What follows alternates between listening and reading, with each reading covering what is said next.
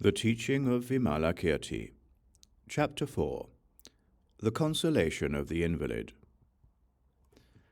Then the Buddha said to the Crown Prince Manjushri, Manjushri, go to the Likkhavi Vimalakīrti to inquire about his illness. Manjushri replied, Lord, it is difficult to attend upon the Likkhavi Vimalakīrti. He is gifted with marvelous eloquence concerning the law of the profound. He is extremely skilled in full expressions and in the reconciliation of dichotomies. His eloquence is inexorable, and no one can resist his imperturbable intellect. He accomplishes all the activities of the bodhisattvas. He penetrates all the secret mysteries of the bodhisattvas and the Buddhas. He is skilled in civilizing all the abodes of devils. He plays with the great superknowledges. He is consummate in wisdom and liberative art. He has attained the supreme excellence of the indivisible, non-dual sphere of the ultimate realm. He is skilled in teaching the Dharma with its infinite modalities within the uniform ultimate. He is skilled in granting means of attainment in accordance with the spiritual faculties of all living beings. He has thoroughly integrated his realization with skill in liberative art. He has attained decisiveness with regard to all questions. Thus, although he cannot be withstood by someone of my feeble defenses, still, sustained by the grace of the Buddha, I will go to him and will converse with him as well as I can. Thereupon, in that assembly, the bodhisattvas, the great disciples, the chakras, the brahmas, the lokapalas, and the gods and goddesses all had this thought. Surely the conversations of the Crown Prince Manjushri and that good man will result in a profound teaching of the Dharma. Thus 8,000 bodhisattvas, 500 disciples, a great number of chakras, brahmas, lokapalas, and many hundreds of thousands of gods and goddesses all followed the Crown Prince Manjushri to listen to the Dharma.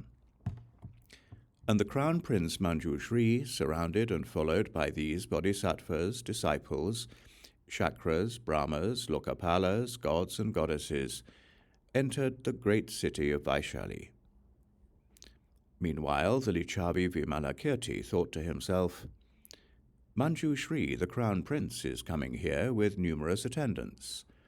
Now, may this house be transformed into emptiness. Then, magically, his house became empty. Even the doorkeeper disappeared. And except for the invalid's couch upon which Vimalakīrti himself was lying, no bed or couch or seat could be seen anywhere. Then the Likkhavi Vimalakīrti saw the Crown Prince Manjushri and addressed him thus. Manjushri, welcome, Manjushri. You are very welcome. Here you are without previously having come, been seen, or been heard. Manjushri declared, Householder, it is as you say. Who comes, ultimately comes not. Who goes, ultimately goes not. Why? Coming is not really known in coming, and going is not really known in going. What is seen is not to be seen again, ultimately. Good sir, is your condition tolerable? Is it livable? Are your physical elements not disturbed? Is your sickness diminishing? Is it not increasing? The Buddha asks about you. If you have slight trouble, slight discomfort, slight sickness, if your distress is light, if you are cared for, strong, at ease, without self-reproach, and if you are living in touch with the supreme happiness. Householder, whence came this sickness of yours? How long will it continue? How does it stand? How can it be alleviated? Vimalakīrti replied, Manjushri, my sickness comes from ignorance and the thirst for existence, and it will last as long as do the sicknesses of all living beings. Were all living beings to be free from sickness, I also would not be sick. Why? Manjushri, for the Bodhisattva, the world consists only of living beings, and sickness is inherent in living in the world.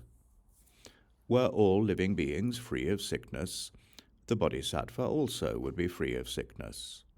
For example, Manjushri, when the only son of a merchant is sick, both his parents become sick on account of the sickness of their son. And the parents will suffer as long as that only son does not recover from his sickness. Just so, Manjushri, the Bodhisattva loves all living beings as if each were his only child. He becomes sick when they are sick, and is cured when they are cured. You ask me, Manjushri, whence comes my sickness? The sicknesses of the Bodhisattvas arise from great compassion. Manjushri, householder, why is your house empty? Why have you no servants? Vimalakīrti, Manjushri, all Buddha fields are also empty. Manjushri, what makes them empty? Vimalakīrti, they are empty because of emptiness. Manjushri, what is empty about emptiness? Vimalakīrti, constructions are empty because of emptiness. Manjushri, can emptiness be conceptually constructed? Vimalakīrti, even that concept is itself empty, and emptiness cannot construct emptiness. Manjushri, householder, where should emptiness be sought? Vimalakīrti, Manjushri, emptiness should be sought among the 62 convictions. Manjushri, where should the 62 convictions be sought? Vimalakīrti, they should be sought in the liberation of the Tathagatas. Manjushri, where should the liberation of the Tathagatas be sought? Vimalakīrti, it should be sought in the prime mental activity of all living beings. Manjushri, you ask me why I am without servants, but all Maras and opponents are my servants. Why? The Maras advocate this life of birth and death, and the Bodhisattva does not avoid life. The outsider opponents advocate convictions, and the Bodhisattva is not troubled by convictions. Therefore, all Maras and opponents are my servants. Manjushri, householder, of what sort is your sickness?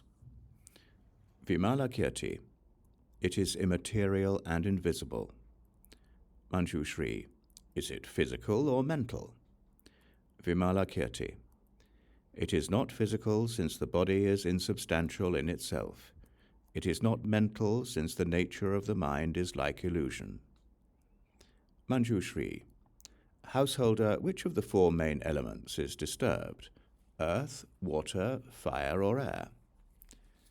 Vimalakīrti, Manjushri, I am sick only because the elements of living beings are disturbed by sicknesses. Manjushri, householder, how should a bodhisattva console another bodhisattva who is sick? Vimalakīrti, he should tell him that the body is impermanent, but should not exhort him to renunciation or disgust. He should tell him that the body is miserable, but should not encourage him to find solace in liberation, that the body is selfless, but that living beings should be developed, that the body is peaceful, but not to seek any ultimate calm. He should tell him to confess his evil deeds, but not just to escape them. He should encourage his empathy for all living beings on account of his own sickness, his remembrance of suffering experienced from beginningless time, and his consciousness of working for the welfare of living beings. He should encourage him to manifest the roots of virtue, to maintain the primal purity and the lack of craving, and thus to always strive to become the king of healers, who can cure all sicknesses. Thus should a bodhisattva console a sick bodhisattva in such a way as to make him happy. Manjushri asked, Noble sir, how should a sick bodhisattva control his own mind? Vimalakīrti replied, Manjushri, a sick bodhisattva should control his own mind with the following consideration. Sickness arises from total involvement in the process of misunderstanding from beginningless time. It arises from the afflictions that result from unreal mental constructions, and hence ultimately nothing is perceived which can be said to be sick. Why? The body is the issue of the four main elements, and in these elements there is no owner and no agent.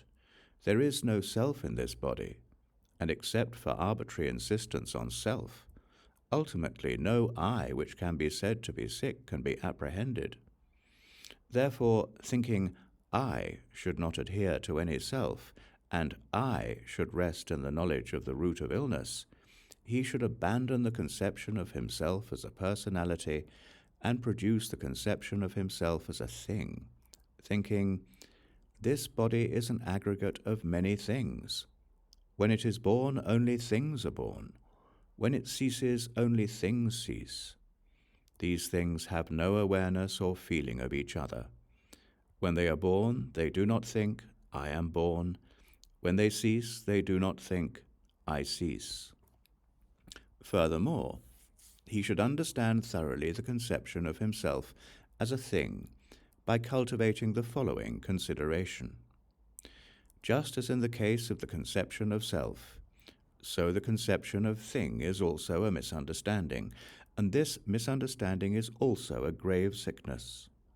I should free myself from this sickness and should strive to abandon it. What is the elimination of this sickness? It is the elimination of egoism and possessiveness. What is the elimination of egoism and possessiveness? It is the freedom from dualism. What is freedom from dualism? It is the absence of involvement with either the external or the internal.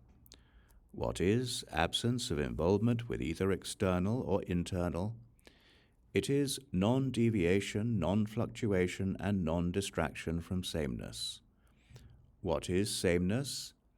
It is the sameness of everything from self to liberation. Why?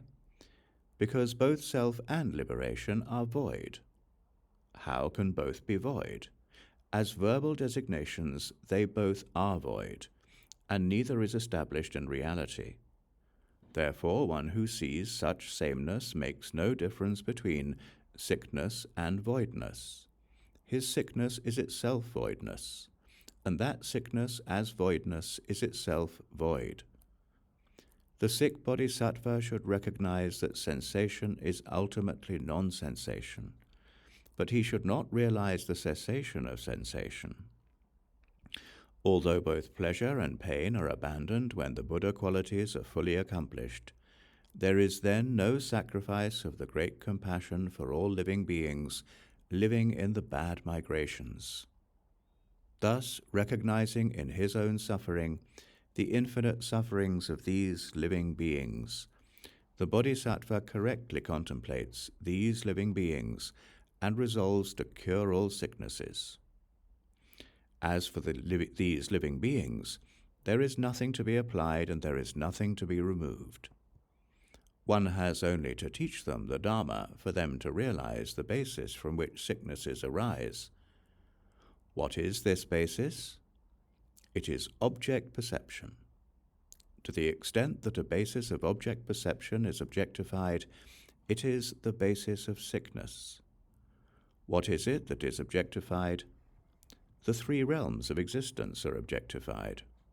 What is the thorough understanding of the basis of that object perception? It is its non-perception, as one does not objectify a thing that is not perceived. What does one not perceive? One does not perceive the two views, the view of the self and the view of the other. Therefore, it is called non-perception. Manjushri, thus should a sick bodhisattva control his own mind in order to overcome old age, sickness, death, and birth. Such Manjushri is the sickness of the bodhisattva. If he takes it otherwise, all his efforts will be in vain. Just as one is called hero when one overcomes all enemies, so too one is called bodhisattva when one conquers the miseries of aging, sickness, and death. The sick bodhisattva should tell himself, just as my sickness is unreal and non-existent, so the sicknesses of all living beings are unreal and non-existent. Through such considerations, he arouses the great compassion toward all living beings, without falling into any sentimental compassion, but instead arouses great compassion toward all living beings, through striving to eliminate the incidental afflictions. Why? Because great compassion that falls into sentimentally purposive views only exhausts the bodhisattva in his reincarnations. But the great compassion that is free of involvement with sentimentally purposive views does not exhaust the bodhisattva in all his reincarnations. He does not reincarnate through involvement with such views, but reincarnates with his mind free of involvement. Hence, even his reincarnation is like a liberation.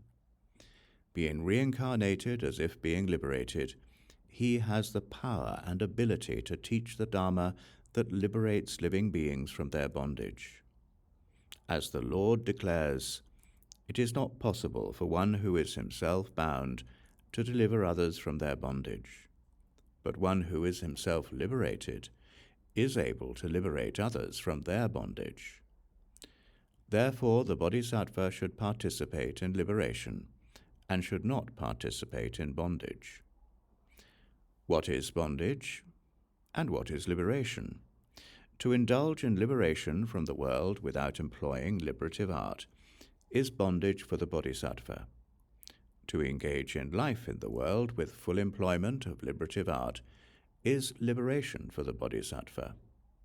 To experience the taste of contemplation, meditation, and concentration without skill in liberative art is bondage. To experience the taste of contemplation and meditation with skill in liberative art is liberation. Wisdom not integrated with liberative art is bondage, but wisdom integrated with liberative art is liberation. Liberative art not integrated with wisdom is bondage, but liberative art integrated with wisdom is liberation.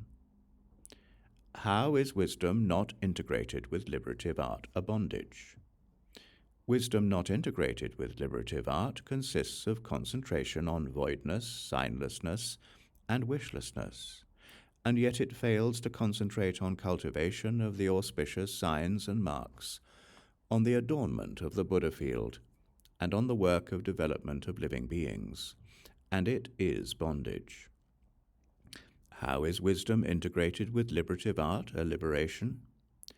Wisdom integrated with liberative art consists of concentration on cultivation of the auspicious signs and marks, on the adornment of the Buddha field, and on the work of development of living beings, all the while concentrating on deep investigation of voidness, signlessness, and wishlessness, and it is liberation. What is the bondage of liberative art not integrated with wisdom? The bondage of liberative art not integrated with wisdom consists of the bodhisattva's planting of the roots of virtue without dedicating them for the sake of enlightenment, while living in the grip of dogmatic convictions, passions, attachments, resentments, and their subconscious instincts. What is the liberation of liberative art integrated with wisdom?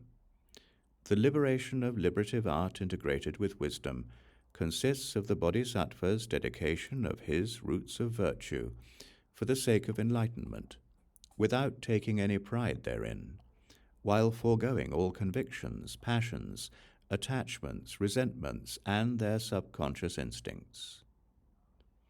Manjushri, thus should the sick bodhisattva consider things. His wisdom is the consideration of body, mind, and sickness as impermanent, miserable, empty, and selfless. His liberative art consists of not exhausting himself by trying to avoid all physical sickness, and of applying himself to accomplish the benefit of living beings, without interrupting the cycle of reincarnations. Furthermore, his wisdom lies in understanding that body, mind, and sickness are neither new nor old, whether considered simultaneously or sequentially. And his liberative art lies in not seeking pacification or cessation of body, mind, or sicknesses. That, Manjushri, is the way a sick bodhisattva should concentrate his mind. He should live neither in control of his mind, nor in indulgence of his mind. Why? To live by indulging the mind is proper for fools, and to live in control of the mind is proper for the disciples. Therefore, the bodhisattva should live neither in control nor in indulgence of his mind. Not living in either of the two extremes is the domain of the bodhisattva.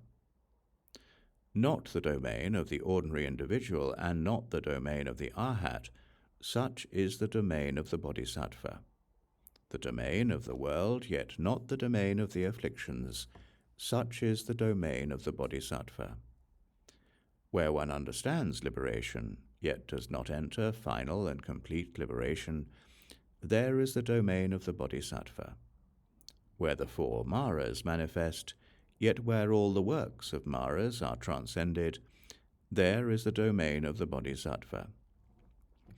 Where one seeks the gnosis of omniscience, and yet does not attain this gnosis at the wrong time, there is the domain of the bodhisattva.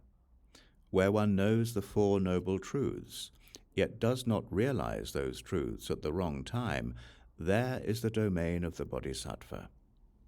A domain of introspective insight, wherein one does not arrest voluntary reincarnation in the world, such is the domain of the bodhisattva. A domain where one realizes birthlessness, yet does not become destined for the ultimate, such is the domain of the bodhisattva. Where one sees relativity without entertaining any convictions, there is the domain of the bodhisattva. Where one associates with all beings, yet keeps free of all afflictive instincts, there is the domain of the bodhisattva. A domain of solitude with no place for the exhaustion of body and mind, such is the domain of the bodhisattva. The domain of the triple world, yet indivisible from the ultimate realm, such is the domain of the bodhisattva. The domain of voidness, yet where one cultivates all types of virtues, such is the domain of the bodhisattva.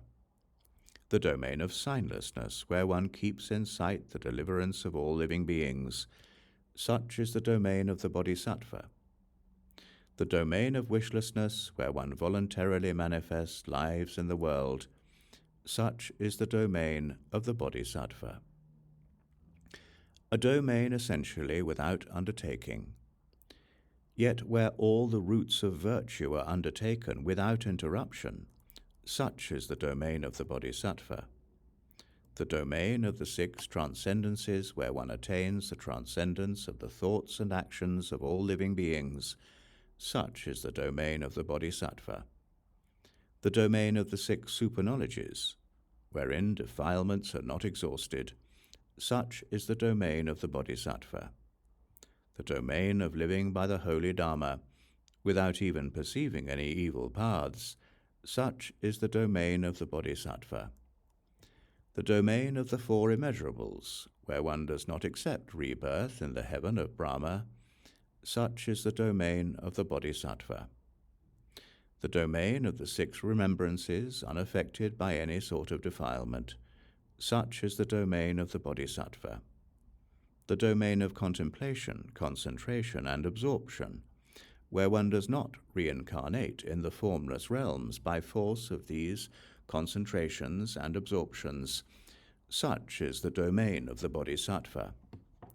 The domain of the 4 foci of mindfulness, where body, sensation, mind, and things are not ultimately of concern, such is the domain of the bodhisattva. The domain of the 4 right efforts, where the duality of good and evil is not apprehended, Such is the domain of the Bodhisattva. The domain of the four bases of magical powers, where they are effortlessly mastered, such is the domain of the Bodhisattva.